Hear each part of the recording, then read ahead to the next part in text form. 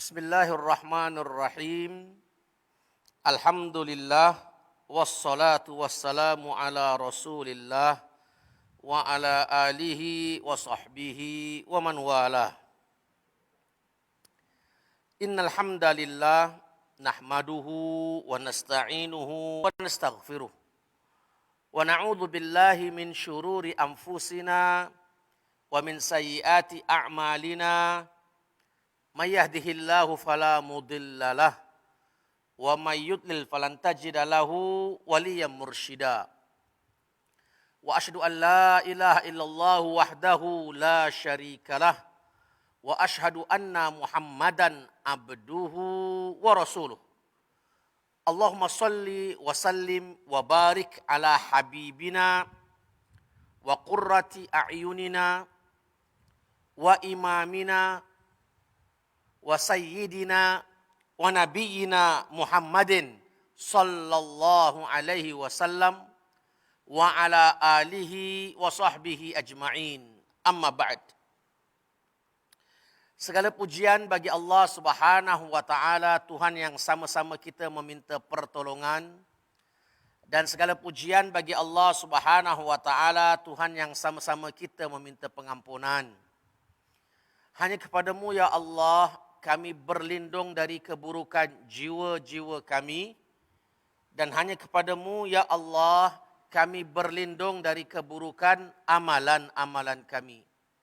Selawat salam ke atas junjungan besar, kekasih kita, suri tauladan kita, penghulu kita, Nabi Muhammad sallallahu alaihi wasallam, serta sekalian sahabat dan kerabatnya ajma'in. Hadirin hadirat, muslimin muslimat rahimakumullah. Assalamualaikum warahmatullahi taala wabarakatuh. Alhamdulillah, alhamdulillah, summa alhamdulillah. Puji syukur kehadrat Allah Subhanahu wa taala di atas anugerah, nikmat dan karunia-Nya yang tak terhingga, sehingga kita dapat bertemu sekali lagi dalam bentuk fizikal seperti dahulu, ya. Yang mana sementara waktu awal-awal COVID itu mungkin kita bertemu di alam maya, ya, hanya beberapa episod jika anda mengikuti aktiviti program Masjid Darul Ma'mur, kerana saya juga ada hadir dalam beberapa rakaman ataupun live kuliah yang disiarkan oleh Masjid Darul Ma'mur, kuliah duha setiap minggu kedua. Dan saya telah dihubungi oleh Ustaz Hanafi pada bulan Disember yang lalu, di mana beliau mengatakan bahawa insya-Allah Masjid Darul Ma'mur akan meneruskan aktiviti kuliah duha setiap minggu dan akan kembali semula ke masjid bersama para jemaah, tapi dalam norma baru. Jadi kalau dulu kita duduk rapat-rapat, kita duduk ada kata orang tu ada social distancing, ada jarak. Walaupun ada jarak ya, tapi tetap hati kita bersatu dan bersama insya-Allah, ya. Dan nawaitu kita masuk ke masjid ini dah niat i'tikaf, nawaitul i'tikaf fi hadzal masjid lillahi ta'ala. Itu satu. Dan kita datang dari rumah ke masjid setiap ujung minggu untuk sama-sama menuntut ilmu. Masya-Allah, ini merupakan satu anugerah sekali lagi daripada Allah Subhanahu wa taala. Tuan-tuan dan puan-puan yang dirahmati Allah, ada sebagian ulama salaf, ulama terdahulu mengatakan bahawa seandainya kita ingin mengukur diri kita, adakah kita bersama Allah atau dekat kepada Allah atau ingat kepada Allah, kita melihat akan amalan-amalan kita. Kalau nak tahu, ya, ini sebagai kata orang kayu ukur umum. Seandainya kita dianugerahkan Allah taufik, orang yang masih lagi selalu zikrullah, sentiasa ingat Allah, berzikir, itu bermakna kita masih dalam keadaan situasi seorang hamba yang bersama Allah Subhanahu wa taala. Sebab Allah yang ilhamkan kepada kita untuk berzikir, itu bermakna Allah sayang kita. Boleh faham maksud saya? Saya kasih contoh yang lain. Anda datang dari rumah ke masjid, niatnya untuk menuntut ilmu, betul? Kalau ikut nafsu kita, duduk rumah dengan pergi masjid, lebih sedap mana hujung minggu ni? Duduk rumah kan? Jadi kayu ukur, kenapa anda datang ke masjid? Kenapa dorongan pagi ni lepas sembahyang subuh di rumah ke, atau ada yang sembahyang subuh di masjid, nak datang ke masjid juga untuk hadir kuliah? Itu sebenarnya itu sudah ada ilham daripada Allah mendorong kita. Seandainya kita pasti bahawa itu ada dorongan awal, yakinlah bahawa anda sudah berada bersama atau berada di bawah pemeliharaan Allah Subhanahu wa taala. Sebab itu kita kena maintain niat kita semuanya lillahi ta'ala. Okeylah, itu sebagai satu mukadimah, tuan-tuan, para jemaah, puan-puan, para jemaah yang dirahmati Allah. InsyaAllah bermula 2022, seperti yang kita saksikan pada minggu lepas, Ustaz Irwan Hadi, dan minggu kedua seperti biasa, giliran saya. Kita akan teruskan seperti biasa kuliah yang lalu. Kalau bahagian saya mengenai sirah Rasulullah sallallahu alaihi wasallam. Perjalanan hidup junjungan besar Nabi kita Muhammad sallallahu alaihi wasallam. Sudah saya perkatakan tentang sirah Rasulullah sallallahu alaihi wasallam. Secara khusus bersama anda di era Makkah dan melalui secara alam maya, melalui Zoom ke sebagainya, FB Live, itu ada beberapa fasa di era Madinah. Tapi mungkin melalui FB Live tak semua yang ikut, ya. Jadi saya membuat keputusan bermula hari ini kita ambil kata orang itu sebagai ringkasan sedikit saja permulaan era Madinah. Jadi insya-Allah bulan Februari, ya, pasal kita jumpa sebulan sekali kan. Jadi bulan Februari kita teruskan lanjut apa tajuk-tajuk yang telah kita terhenti di alam maya atau di FB Live. Ini saya ulang sebagai kata recap apa yang telah kita ambil, yaitu permulaan kehidupan junjungan besar Nabi kita Muhammad sallallahu alaihi wasallam di kota Madinah. Kerana selepas ini kita akan membicarakan kehidupan Rasulullah, perjalanan hidupnya di Madinah berdasarkan sejarah yang telah disusun oleh ahli sejarawan Islam yang merupakan tahun-tahun yang disepakati dari perspektif tahun, ya. Sebab tu kita kena tahu, ya tuan-tuan dan puan-puan dirahmati Allah, bila kita belajar kitab sirah ini, kalau ada di antara anda kitab sirah, fiqhus sirah tu juga, ini merupakan peristiwa-peristiwa agung perjalanan hidup Rasulullah sallallahu alaihi wasallam. Namun peristiwa agung ini dia tak menggambarkan keseluruhan kisah hidup Rasulullah sallallahu alaihi wasallam. Harus faham, ya? Sedangkan kisah hidup keseluruhan Rasulullah sallallahu alaihi wasallam kita perlu lihat dari sudut kitab-kitab lain, macam kitab Riyadhus Shalihin, kitab Al-Azkar. Dan di kitab Riyadhus Shalihin itu menggambarkan akhlak budi pekerti harian Rasulullah sallallahu alaihi wasallam. Jadi kitab sirah ini ia merupakan peristiwa-peristiwa agung saja. The main event of life Rasulullah sallallahu alaihi wasallam. kisah-kisah utama dalam kehidupan Rasulullah sallallahu alaihi wasallam.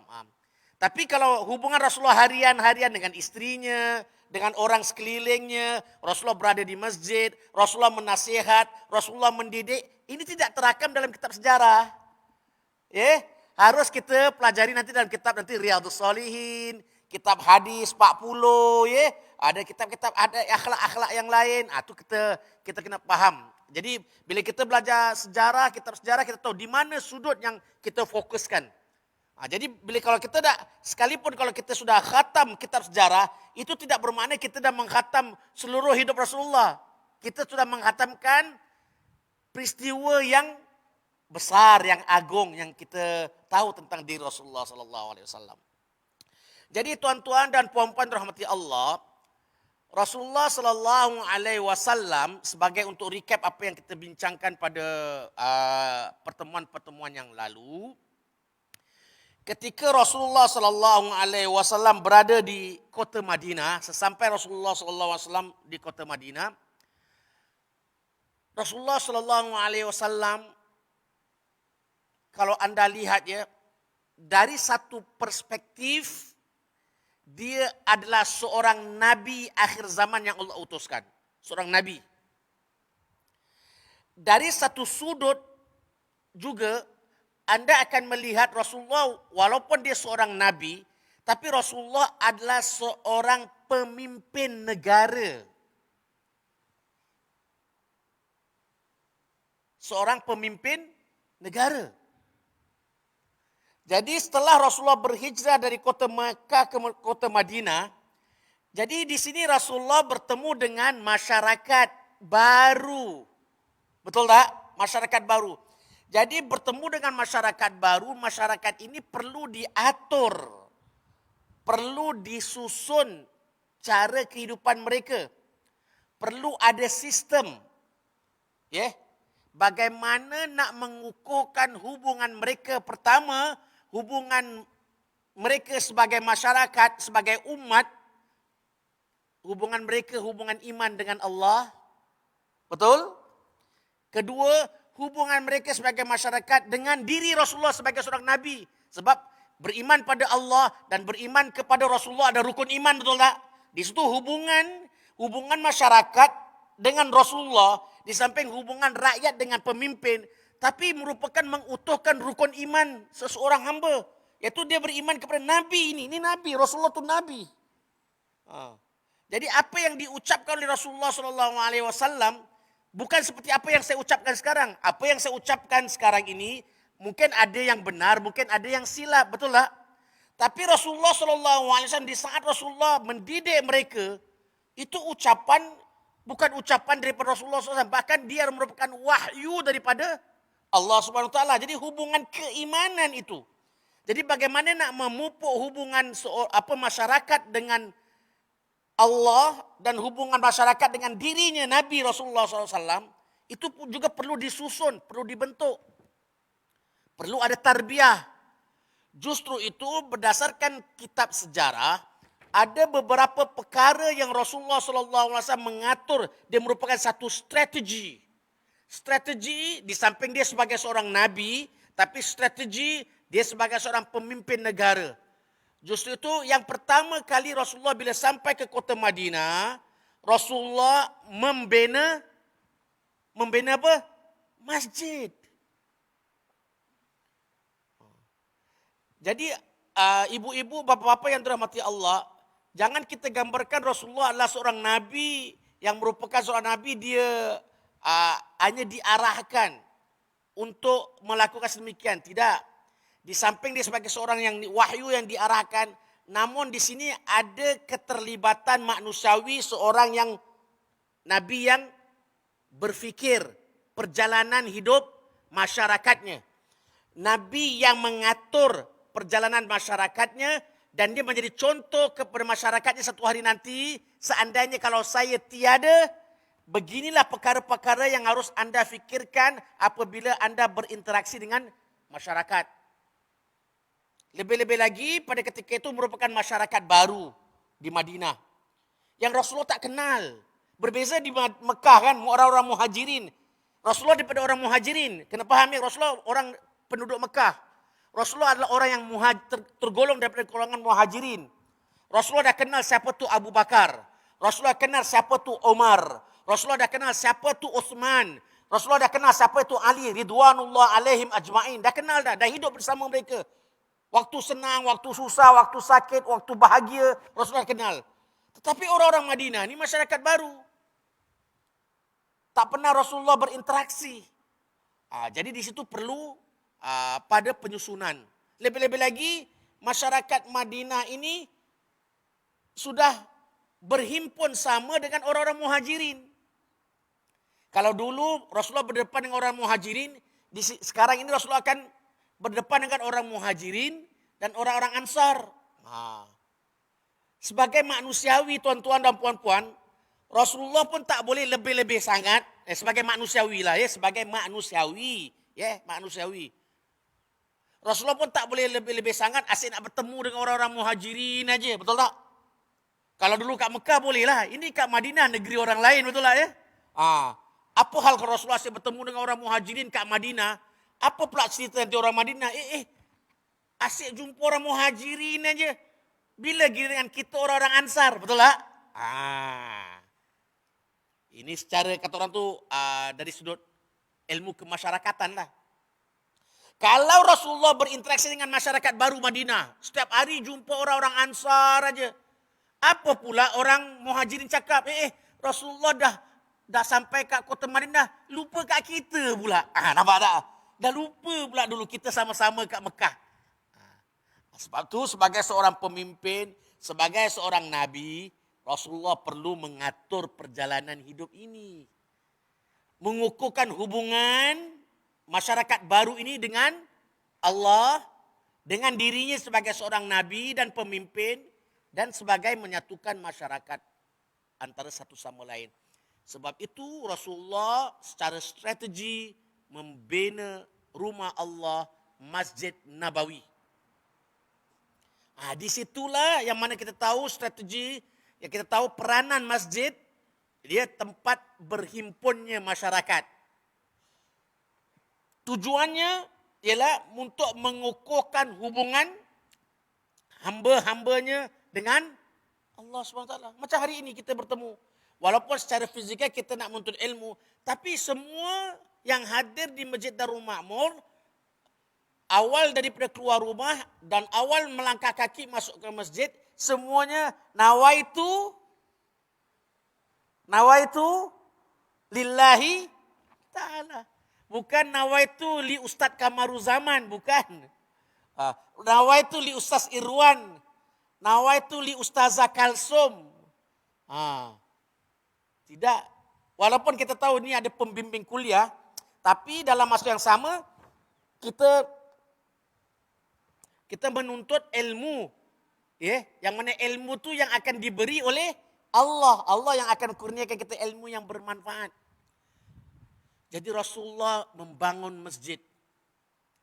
Kalau anda melihat yang telah saya bincangkan, orang-orang muhajirin dan ansar, di saat Rasulullah telah pilih tempat ini untuk bangun Masjid Nabawi, Rasulullah walaupun pemimpin pemimpin negara, tuan-tuan dan puan-puan hormati Allah, Rasulullah jenis orang yang tidak suka duduk diam. Dia bukan jenis orang yang duduk kat kerusi, diarah, kau buat ni, kau buat tu, kau buat ni, kau buat itu. Tidak. Rasulullah bergandeng bahu, menyingsing tangan. Bikin masjid bersama.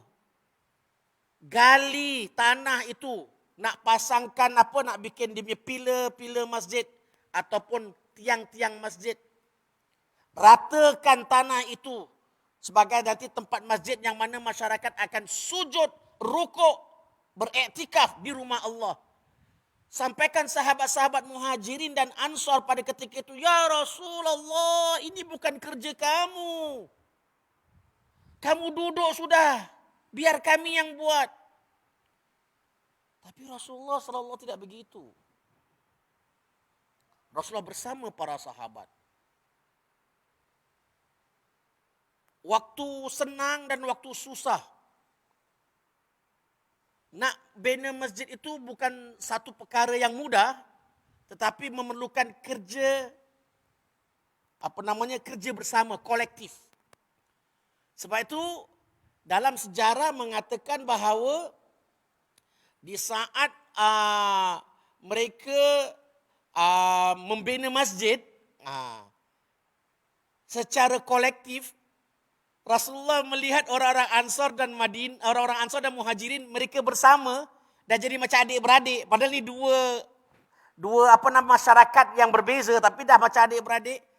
Dan Rasulullah senang melihat mereka. Dalam sejarah mengatakan bahawa di saat mereka membina masjid, mereka saling mendendangkan lagu-lagu, nasyid sebagai penghibur lara di kala saat mereka bekerja. Nasyidnya berupa zikrullah. Ramai-ramai zikrullah buat ingat Allah. Rasulullah tengok kan, suka senyum, Rasulullah pun bersama. Ini kata orang tu satu faktor kadang-kala macamnya nasyid ini ataupun dendangan-dendangan rakyat ini katanya pada ketika itu, kalau kita katakan kalau zaman kita dulu lagu-lagu rakyat lah ya, kata lagu-lagu rakyat yang intinya tidak menyalahi hukum agama, yang intinya bersifat kerjasama, yang intinya mendorong masyarakat untuk bekerja, yang intinya kata orang ada bahasa yang membina, bukan bahasa yang, maaf cakap ya kalau saya, bahasa yang tak baik, mencarut ke, na'udzubillah min zalik, tapi bahasanya membina, itu dalam agama dipersilakan, boleh. Macam ibu-ibu dulu, ketika dodoikan anak, walaupun suara tak sesedapnya Siti Nurhaliza, ya, nyanyi juga, betul tak? Dodoi juga tak? Itu ibu-ibu dulu. Ibu-ibu sekarang kalau dodoi nak TikTok, nak masuk dekat Instagram, nak orang dengar dan sebagainya kan, beza kan. Kalau dulu tak kisah, dia duduk apa irama pun, sedap tak sedap, yang penting anaknya sendiri terhibur, anaknya terlena dan sebagainya. Si suami mendengar, tak perlu bercakap, suara kau sumbang tak usah lah, tak ada. Tahu ini dodoi anak ni merupakan kata orang tu dendangan-dendangan, biasa yang kadang-kadang lafaz-lafaznya cerita-cerita rakyat. Kalau zaman dulu 60-an 70-an kita tak terbiasa dengan nasyid-nasyid, jadi kita hanya kata orang dodoi lah. Dodoi si anak. Apa kata-kata kita nak buat yang penting sedap lah. Itu dia. Benda-benda demikian dalam agama tak ada masalah. Tak semestinya mesti ada lafaz-lafaz Islam dan sebagainya, tidak. Itu dipanggil dendangan-dendangan rakyat. Itu dalam agama dibolehkan.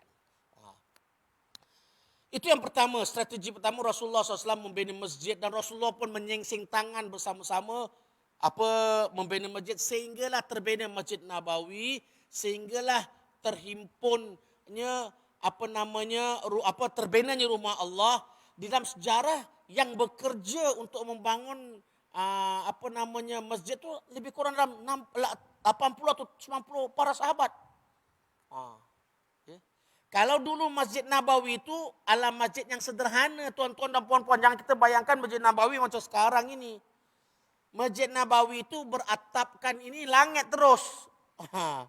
Beratapkan langit. Kemudian di sana ada batasan-batasan masjid. Itu daripada pilar-pilarnya, tiang-tiangnya daripada kurma. Dan mereka sujud dekat tanah Madinah. Tanah tu sujud. Sebab tu kadang-kadang sahabat sembahyang dengan sepatu. Sebab sembahyang dekat tanah. Kalau kat Masjid Darul Makmur kita masuk sepatu, macam mana cerita ni? Haji Sulaiman kat luar dah marah dah. Mana Haji Sulaiman dah? Haji Sulaiman dah jaga dah. Alhamdulillah Haji Sulaiman, Masya Allah, sangat aktif. Terima kasih. Jazahullahu khairan kathiran. Setelah masjid yang merupakan usaha pertama Rasulullah bangunkan, Yang mana untuk mengukuhkan hubungan masyarakat dengan Allah, hubungan masyarakat dengan diri Rasulullah sebagai seorang Nabi. Sebab di situlah nanti Rasulullah mengimamkan solat, Rasulullah SAW mendidik, hadir ada beberapa kuliah dan sebagainya. Rasulullah membangun masyarakat. Perkara kedua, Rasulullah SAW lakukan adalah menjalinkan hubungan antara dua masyarakat ini. Masyarakat Muhajirin dan masyarakat Ansar. Ini dia. Ini perlu dipupuk. Sebab masyarakat baru. Orang baru. Kenalan baru. Sahabat baru. Ini berdasarkan firman Allah Subhanahu wa taala, a'udzubillahi minasyaitonir rajim. Bismillahirrahmanirrahim. Innamal mu'minuna ikhwah fa aslihu baina akhawaykum wattaqullaha la'allakum turhamun. Shadaqallahul azim. Maksudnya, sesungguhnya orang-orang mukmin itu adalah bersaudara. Nampak ya? Orang-orang mukmin adalah bersaudara. Jadi orang mukmin daripada kalangan orang Muhajirin, orang mukmin daripada kalangan orang-orang Ansar, mereka ini adalah saudara yang satu. Jadi tidak ada katakan sebagai contoh, ni orang Muhajirin ni sebab mereka orang pertama yang beriman dengan Rasulullah, mana mukminnya kelas pertama. Orang Ansar, orang yang baru nak beriman dengan Rasulullah, mukminnya kelas kedua. Tak ada. Semuanya adalah di mata Allah, di mata Rasulullah SAW adalah orang mukmin dan mereka itu adalah bersaudara. Ukuran iman dekatnya mereka dengan Allah dan Rasul melalui amalan masing-masing. Dia bukan mengatakan orang Muhajirin first class, orang Ansar second class, kita yang kemudian kelas terakhir. Tak ada. Orang yang beriman dari dahulu sampai sekarang tetap beriman, mereka bersaudara, jauh dekat hubungan mereka dengan Allah adalah mereka punya hubungan amalan dengan Allah. Jadi saya yang mendidik hari ini itu tidak bermakna saya jauh lebih dekat kepada Allah daripada anda semua. Tidak. Mungkin di kalangan anda yang hadir di dalam masjid ini, mungkin hubungan anda dengan Allah jauh lebih dekat daripada diri saya. Tidak mustahil. Tidak mustahil. Sebab yang menilai iman dan takwa bukan manusiawi. Yang iman dan takwa nilai siapa di sisi? Inna akramakum indallahi atqakum. Sebab itu ayat mengatakan indallah, di sisi Allah. Sesungguhnya orang yang paling mulia di sisi Allah, di kalangan kamu adalah orang yang paling banyak bertakwa kepada Allah. Itu penilaian kacamata Allah Subhanahu wa taala. Sangat adil. Dulu dan sekarang sangat adil. Tidak meletakkan seseorang itu dia di level mana, balik pada pribadi. Jadi atas dasar itu Rasulullah memupuk persaudaraan. Dan memupuk persaudaraan bukan hanya dengan ucapan, tetapi dalam bentuk realiti praktikal harian. Praktikal harian. Sebab itu Rasulullah bila mendidik masyarakatnya bukan secara teori saja, bukan hanya awang-awangan cakap. Tak, Rasulullah saksikan dan Rasulullah laksanakan dan para sahabat laksanakan dalam kehidupan mereka. Sebagai contoh. Ini saya pun macam kurang selesa nak buka terlupa ada SOP pula ya. Kalau maaf saya bicara lah, saya maaf saya. Hajar, siapa namanya? Saya tak dengar sebenarnya. Azizah. Hajar siapa namanya? Masyitah. Hajar Azizah dengan Hajar Masyitah. Saya kasih contoh ya. Di samping Rasulullah menyatukan, ini contoh saja, antara dua sahabat. Ya, sebagai contoh. Kalau hari ini antara Hajar Azizah dengan Hajar Masyitah. Rasulullah satukan mereka di depan masyarakat yang lain yang hadir. Dan dalam kehidupan harian, mereka berdua dah macam adik-beradik dah. Sebab mereka pegang janji daripada Rasulullah yang menjalinkan hubungan. Siapa yang tak suka tuan-tuan? Katakan ini Ustaz Kamal Zaman menyatukan antara Puan Azizah dengan Puan Masyitah. Ini Ustaz Kamal Zaman. Tapi katakanlah ya, kalau benar-benar yang menyatukan hubungan kita adalah Rasulullah. Apa bayang anda? Apa anda terbayang? Ya Allah. Jadi hubungan anda berdua atas dasar apa? Pilihan siapa? Pilihan Rasulullah. Jadi dia merupakan satu ini mesti saya pegang betul-betul ini. Yang menyatukan saya adalah Rasulullah SAW. Bukan sembarangan orang, bukan pilihan sembarangan. Sebab itu dalam sejarah mengatakan Rasulullah SAW menyatukan antara Sayyidina Abu Bakar As-Siddiq daripada muhajirin, golongan muhajirin, dengan Kharijah bin Zaid, orang Ansar. Jadi Rasulullah pilih satu muhajirin, satu Ansar, anda bersaudara. Antara Sayyidina Umar bin Khattab dengan Utsman bin Malik. Antara Utsman bin Affan dengan Aus bin Sabit. Antara Talha bin Abdullah dengan Ka'b bin Malik. Antara Hamzah pakcik Rasulullah bin Abdul Muttalib dengan Zaid bin Harithah. Dan Ammar bin Yasir dengan Huzaifah bin Al-Yaman. Serta Salman Al-Farisi dengan Abu Darda radhiyallahu anhum ajma'in. Sehingga kan tuan-tuan dan puan-puan di dalam sejarah, di saat Rasulullah dah menyatukan hubungan antara sahabat-sahabat tadi dan ada beberapa nama sehingga hampir dalam 80 ke 90 orang ya. Kehidupan mereka antara satu sama lain yang bersahabat ni, bersaudara ni berubah. Ada yang dah sampai macam tahap adik beradik. Adik kakak, adik abang. Ada yang sampai, ini nak sampai pada permulaannya, mereka sangat-sangat pegang apa kata tu, ikatan persaudaraan yang Rasulullah pupuk tu. Ada yang sampai ketika itu di awal, ini pertemuan awal kan di Madinah kan awal tahun kan. Ada yang sampai mengatakan bahawa kalau saya mati, andalah saudara saya yang akan mewarisi harta pusaka saya. Dan itu berlaku pada awal-awal. Sebelum turunnya ayat surah daripada An-Nisa yang menceritakan tentang pembahagian harta pusaka. Betul? Baru di situ bahawa pembahagian yang mereka bagikan itu dimansuhkan. Sebab ada syariat baru, hukum baru yang bagikan harta peninggalan mengikut pusaka faraid yang kita ketahui. Di awal-awal sebelum turun ayat hukum hakam faraid begitu. Kalau saya mati, harta saya diwarisi oleh ini saudara saya.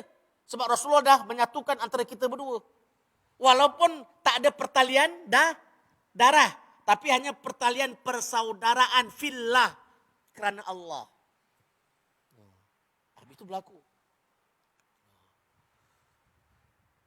Kemudian tuan-tuan dan puan-puan, dalam memupuk tali persaudaraan antara golongan Ansar dan Muhajirin, dan mereka hidup semakin hari semakin persaudaraan semakin utuh dan kuat, kemudian bertemu di dalam masjid dan di luar masjid. Nampak tak? Awal masjid dibina untuk mengeratkan hubungan keimanan, betul tak? Lepas tu masjid juga tempat perpaduan masyarakat. Jadi dua perkara, membina masjid dan menyatukan ini betul-betul dia ada chemistry. Terus menjadikan masyarakat betul-betul bersatu padu, kuat. Jadi penduduk Madinah tu di kalangan Muhajirin Ansar semakin rapat, erat, kuat, utuh. Dalam masa yang sama, meskipun persaudaraan antara orang Muhajirin dan Ansar itu dah semakin hari semakin kuat, meskipun orang-orang yang beriman di Madinah itu di kalangan orang Muhajirin dan Ansar dan Muhajirin, kehidupan mereka semakin harmoni, Namun dalam Islam tuan-tuan, dalam Islam jangan lupa kepada kebaikan orang lain. Islam mengajar, Al-Quran mengajar kebaikan orang lain. Jangan cuba kita nafikan.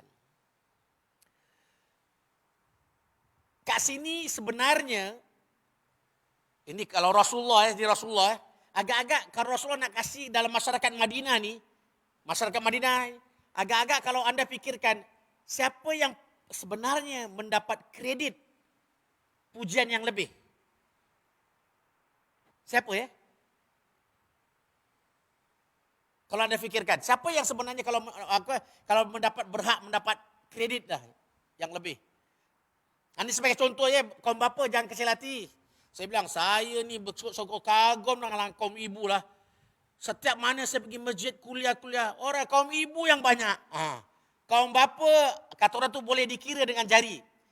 Itu bukan bermakna kita nak memperkecilkan kaum bapa yang datang. Tapi realiti hakikat sebenarnya memang kaum ibu yang memenuhi rumah-rumah Allah di dalam kuliah. Di mana-mana saya pergi. Di syarahan ke, sebelum COVID ya, di kuliah. Even kalau saya biasanya, kalau lepas ni saya akan sambung kuliah saya di masjid lain, begitu juga samanya.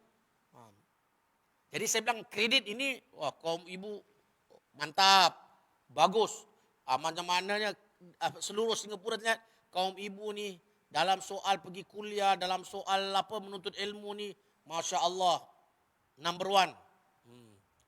Saya kasih kredit kaum ibu. Kalau orang masyarakat Madinah ni agak-agak yang layak mendapat kredit siapa sebenarnya? Ibu-ibu saya tanya ni, kaum bapa apa masa? Agak-agak siapa? Golongan mana? Muhajirin ke Ansar? Saya kasih clue lagi. Yang berhak mendapat kredit lah kalau sebetulnya. Muhajirin ke Ansar? Ya? Ansar. Benar. Ansar. Sebab mereka dihimpunkan oleh Allah di mana? Di Madinah. Madinah tempat tinggal orang-orang Ansar. Betul tak? Membina masjid persaudaraan bukan di Mekah. Walaupun di Mekah ada Masjidil Haram. Tidak. Kredit harus diberikan pada penduduk Madinah, yaitu orang-orang Ansar. Dan itulah yang Allah SWT rakamkan di dalam surah Al-Hasyr. Secara umum penduduk Madinah, Allah rakamkan pujian. Pujian. Allah berfirman dalam surah Al-Hasyr, A'udzu billahi minasyaitonir rajim. Walladzina tabawwa'ud dara wal iman. Walladzina tabawwa'ud dara wal imana min qablihim. Yuhibbuna man hajara ilaihim wala yajiduna fi sudurihim hajatan mimma utu wa yu'thiruna ala anfusihim walau kana bihim khasasah. Maksudnya, orang-orang yang telah menempati kota Madinah. Siapa yang tinggal kota Madinah? Asalnya siapa penduduk Madinah? Ansar. Nampak tak? Allah puji ni. Orang-orang yang menempati kota Madinah. Siapa yang tinggal kota Madinah asalnya orang Ansar. Wal iman. Dan mereka telah beriman. Ini diterjemahkan dalam bahasa Melayu begini ya. Tapi kalau anda melihat dalam bahasa Arab, Allah puji dengan bahasa Arab ya. Orang-orang yang menempati kota Madinah, yang mana iman itu telah menempati di dalam diri mereka. Nampak tak? Itu pujian Allah. Makna iman betul-betul menyusup, masuk di dalam diri setiap penduduk Madinah. Dalam Al-Quran. Kenapa tidak ya? Awak bayangkan peristiwa Rasulullah bila datang Madinah kan, semua keluar, betul tak? Semua keluar, kalangan orang-orang tua, anak-anak, orang-orang perempuan, semua nak menyambut kedatangan Rasulullah. Mereka kenal tak? Mereka tak kenal, tak pernah nampak. Tapi bila Rasulullah datang, sangat gembira. Tala'al badru alaina. Nampak tak? Itu menunjukkan bahawa betul mereka rasa cinta nak bertemu dengan Rasulullah. Di saat mereka lahirkan kecintaan itu, iman itu Allah dah tempatkan dalam hati-hati orang-orang Madinah.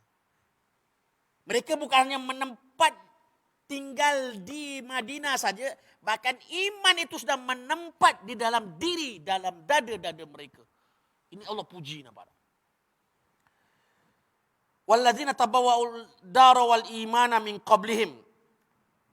Mereka yang menempati Madinah, kota Madinah dan telah beriman sebelum mereka. yakni sebelum kedatangan orang-orang muhajirin. Yuhibbuna man hajara ilaihim. Dan orang-orang Madinah ini sangat cinta kepada orang-orang yang berhijrah kepada mereka. Nampak tak? Mereka sayang dengan orang-orang yang datang ke negeri mereka. Siapa yang datang ke negeri mereka? Orang-orang muhajirin. Tidak pernah dalam sejarah mereka melafazkan, kau ni orang-orang muhajirin kau ingat ini aku punya rumah tau. Kau ngada-ngada, aku halau. Tak ada satu orang penduduk Madinah pun mengucapkan demikian. Kepada penduduk yang mendatang, iaitu muhajirin. Mereka orang-orang Madinah sangat-sangat sensitif dalam hal ini. Sebab kalau satu ucapan, katakan sebagai contoh ini tadi Puan Masita dengan Puan Azizah. Apa?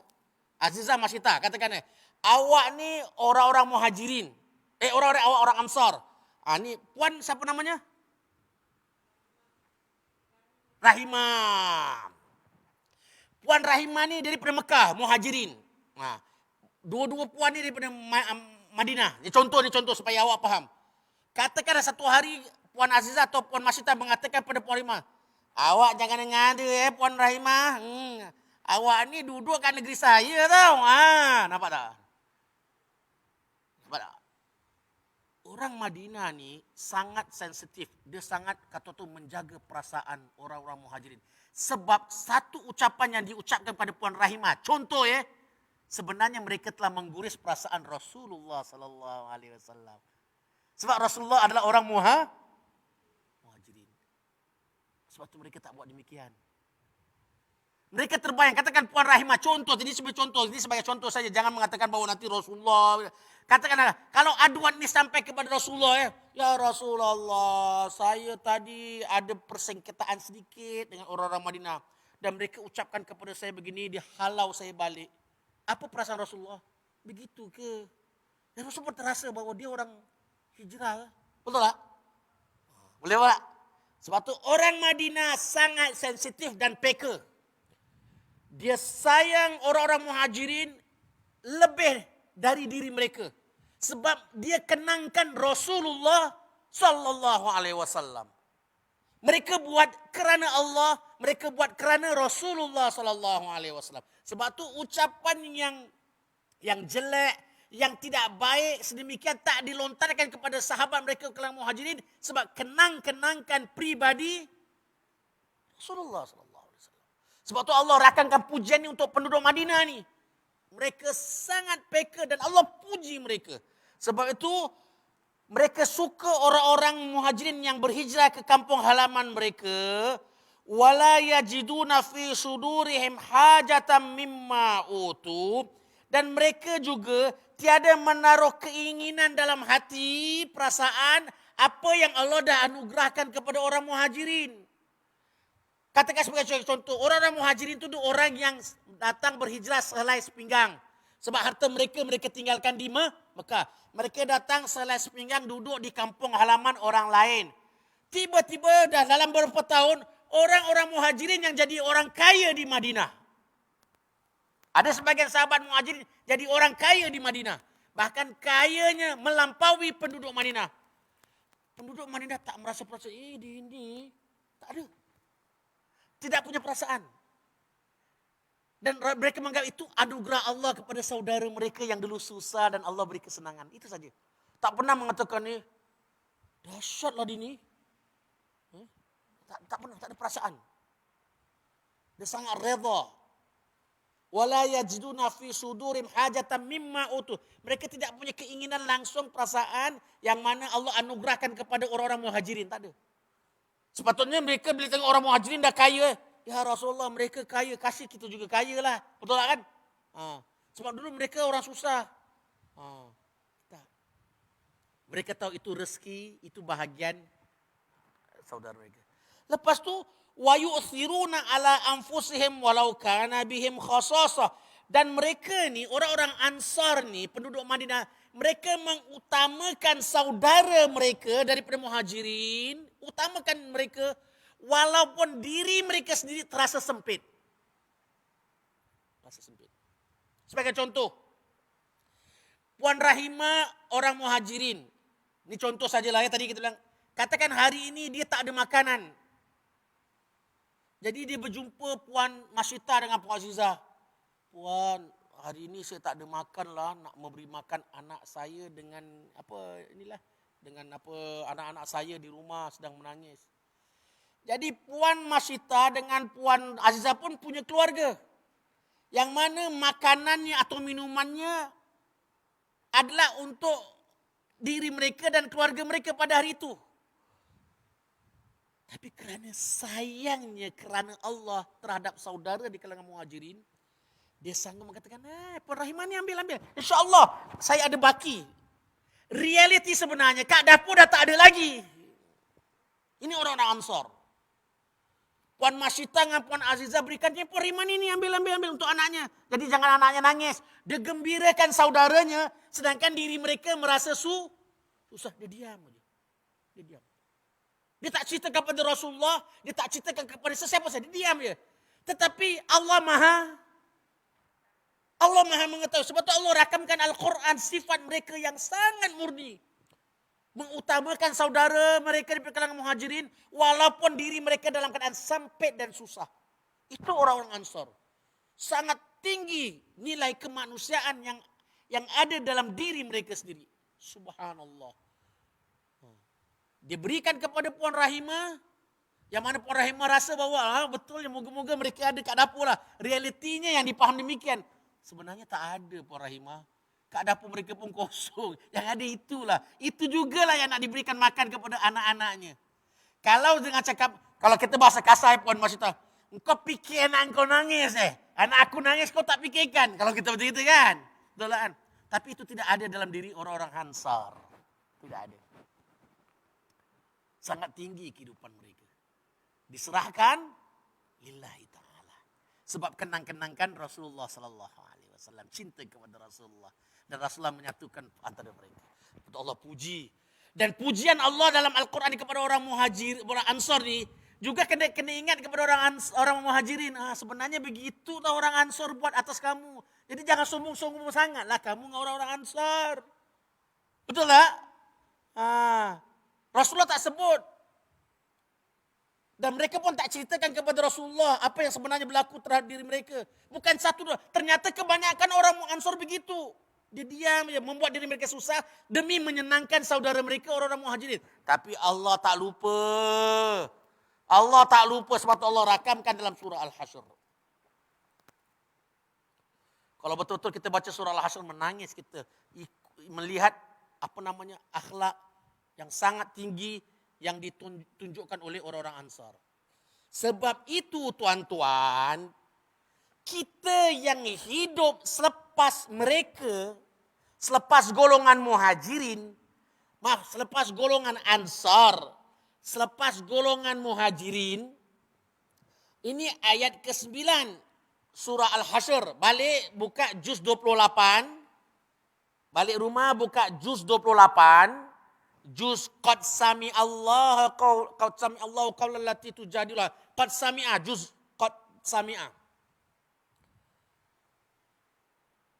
Cari surah Al-Hasyr. Buka ayat 9, nampak ayat yang saya bacakan.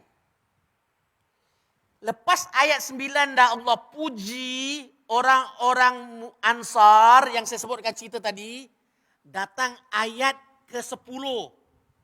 Itu sebagai didikan Allah kepada kita, orang yang terkemudian. Termasuk kita hari ini.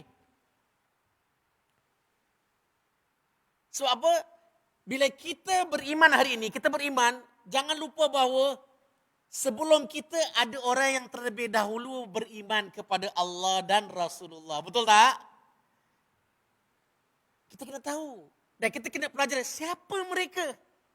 Jangan sebelum saya ada orang beriman, buat bodoh aja. Tidak. Kita kena tahu, kita kena pelajari. Siapakah orang-orang yang terlebih dahulu beriman sebelum kita?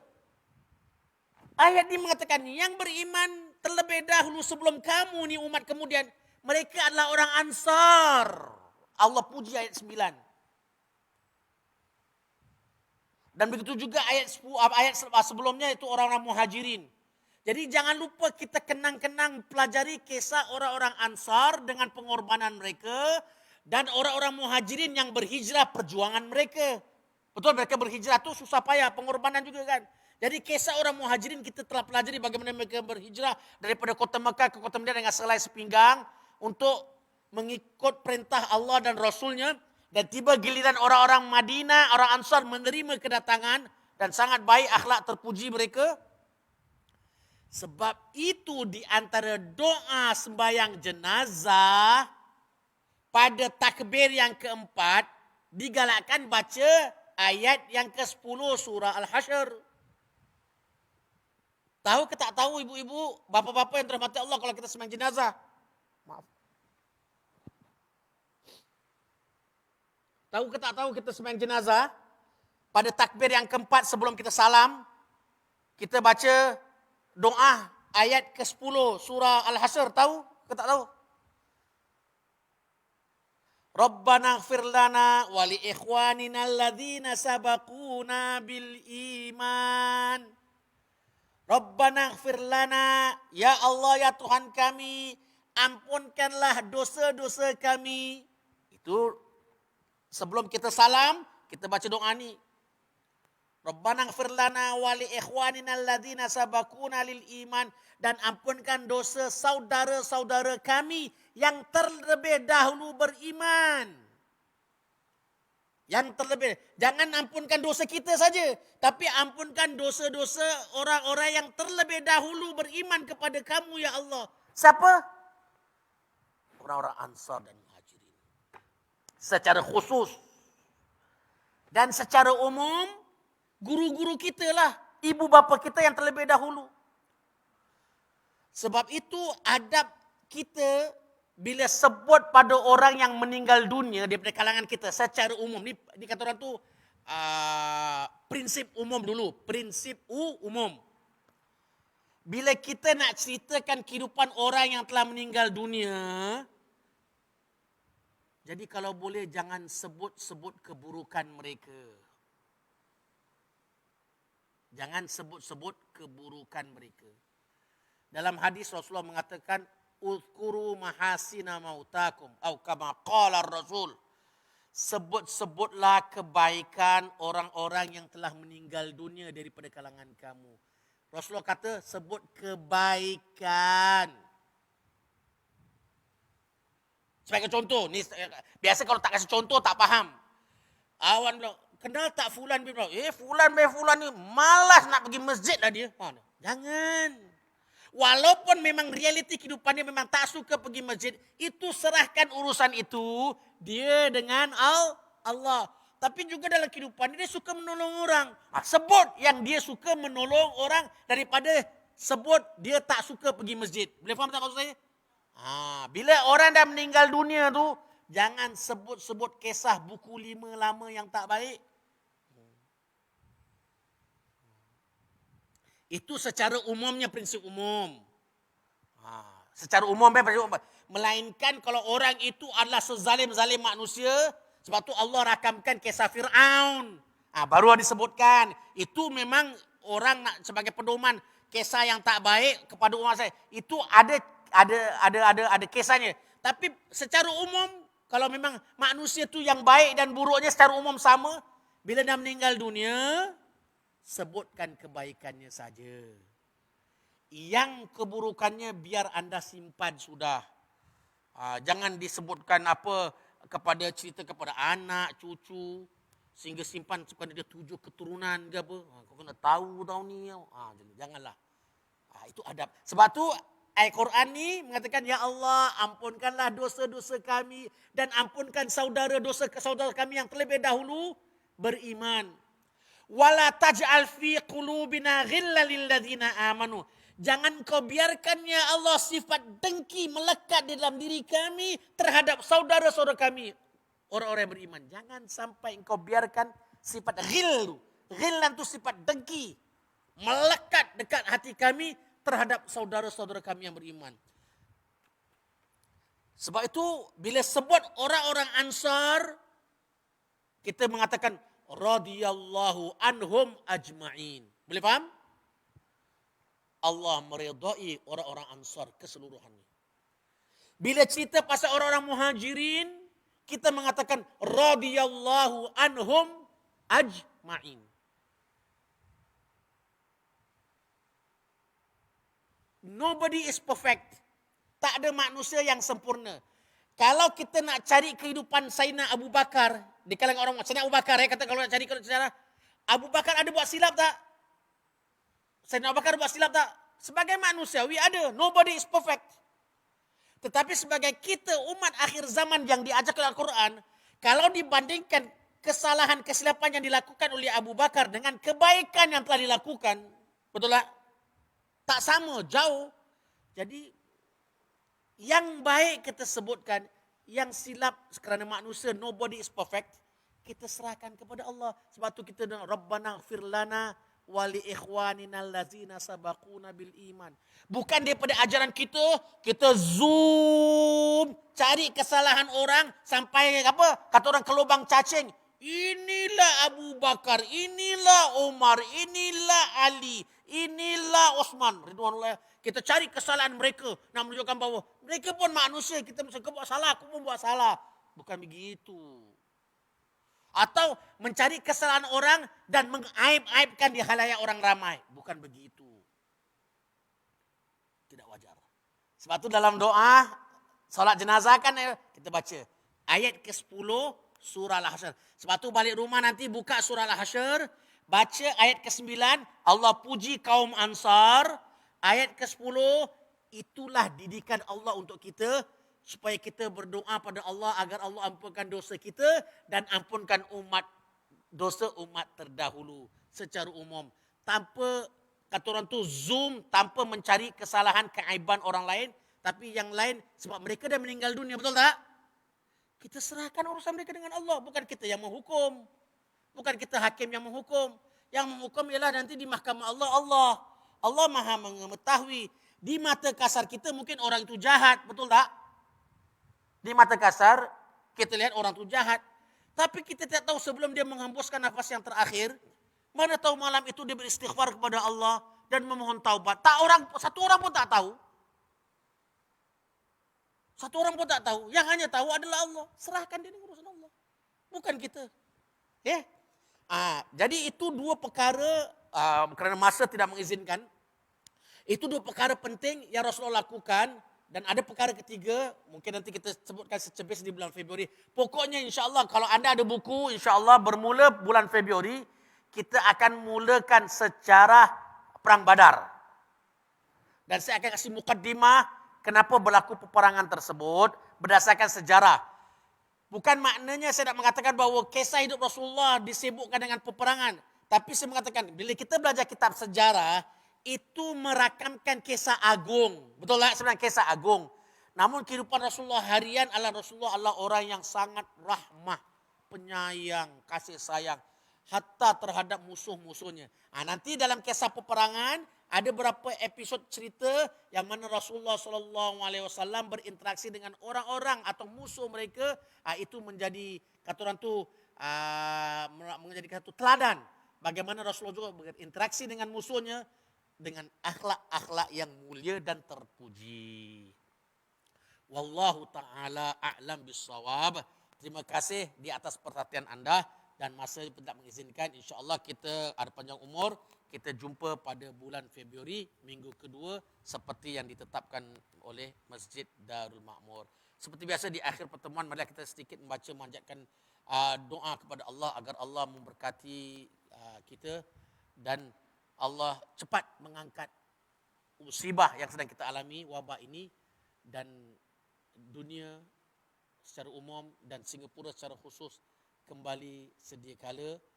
Tapi dalam masa yang sama kita harus tinggikan tahap keselamatan, kesihatan diri kita agar masyarakat kita semua di dalam pemeliharaan Allah secara khusus dan di dalam pemeliharaan kesihatan kita berjaga-jaga setiap individu insya-Allah. Ala hadhihi niyyah wa ala kulli niyatin salihah. Al-Fatihah.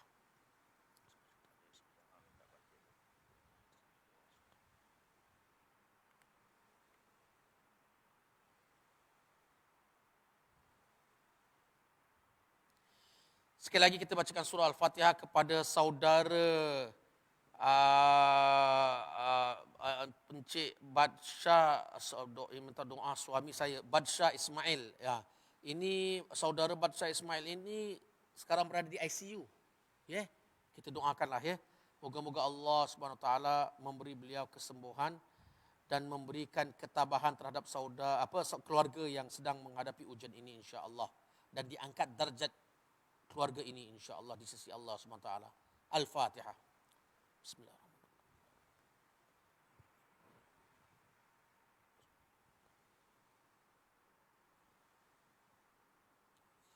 Bismillahirrahmanirrahim. Alhamdulillahirabbil alamin. Hamdan syakirin, hamdan yuwafi ni'amahu wa yukafi'u mazidah.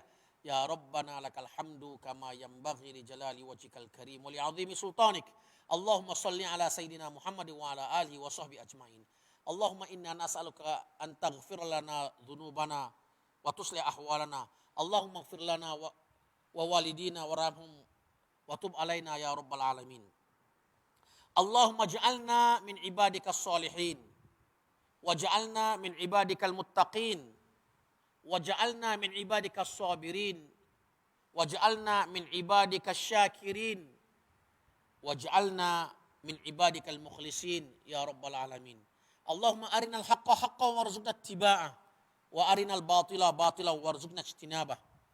Rabbana zalamna anfusana wa illam taghfir lana wa tarhamna lanakunanna minal khasirin. Rabbana la tuzigh qulubana ba'da idh hadaitana wa hab lana min ladunka rahmah innaka antal wahhab. Rabbana hab lana min azwajina wa dhurriyyatina qurrata a'yun waj'alna lil muttaqina imama. Rabbana atina fid dunya hasanah wa fil akhirati hasanatan wa qina adzaban nar wa qina adzaban nar wa qina adzaban nar. Wa adkhilnal jannata ma'al abrar ya aziz ya ghafar ya rabbal alamin. Allahumma ja'al jam'ana hadza jam'an marhuma wa tafarruqana min ba'dihi tafarruqan ma'suma wa la taj'al fina wa la ma'ana syaqiyya wa la maqtruda wa la mahruma bi rahmatika ya arhamar rahimin. Allahumma rabbana la tada' lana fi hadzal maqam dhanban illa ghafartah wa la dainan illa qadaitah wa la maridan illa syafaitah wa la maridan illa syafaitah wala maridan illa syafaitah khususan ila as-sayyid Badsyah Ismail. Allahumma shfihi min maradih wala mayitan illa rahimta wala hajatan min hawaijid dunya wal akhirah hiya laka ridha wa lana fiha salah illa antana ala qada'iha wa yassartana ya rabbal alamin. Bi fadli subhana rabbika rabbil izzati amma yasifun wa salamun alal mursalin walhamdulillahi rabbil alamin. Taqabbalallahu minkum.